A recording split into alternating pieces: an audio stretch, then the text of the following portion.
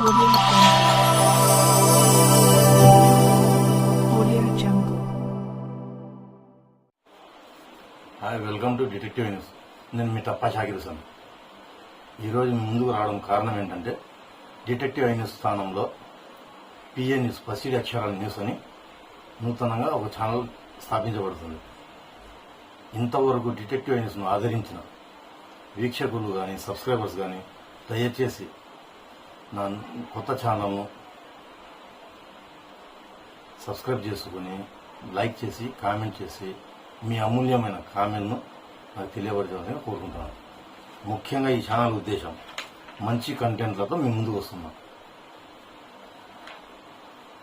ఇందులో రాజకీయ నాయకుల ఇంటర్వ్యూలు, నా సొంత ఇంటర్వ్యూ, అలాగే మన ప్రొద్దుటూరు ప్రజల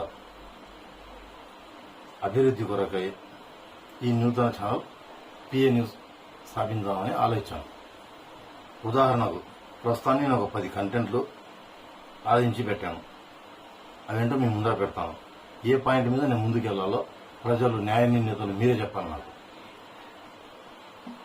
మొదటగా ప్రొద్దుటూరు కూరగాయల మార్కెట్.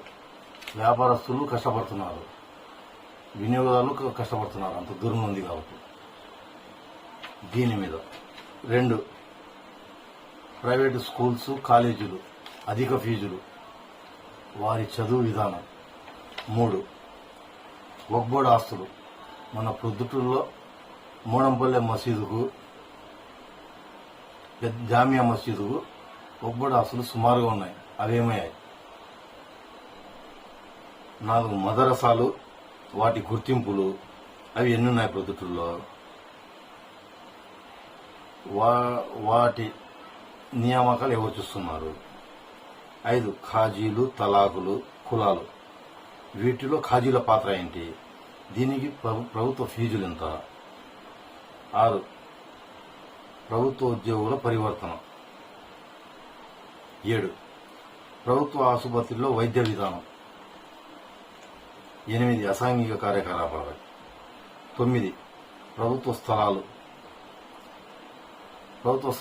ఆక్రమించిన వారిపై ఎటువంటి చర్యలు తీసుకుంటారు. 10వది ముఖ్యమైన పాయింట్ నా గురించి. చాలా మంది ప్రజలు ఏమంటున్నారంటే డిటెక్టివ్ న్యూస్లో ప్రతి ఒక్క కంటెంట్ ఒక లెవెల్కు తీసుకెళ్లి వదిలేస్తున్నారు. ఎందుకని? అయ్యా, మాకు కొన్ని హద్దులుంటాయి.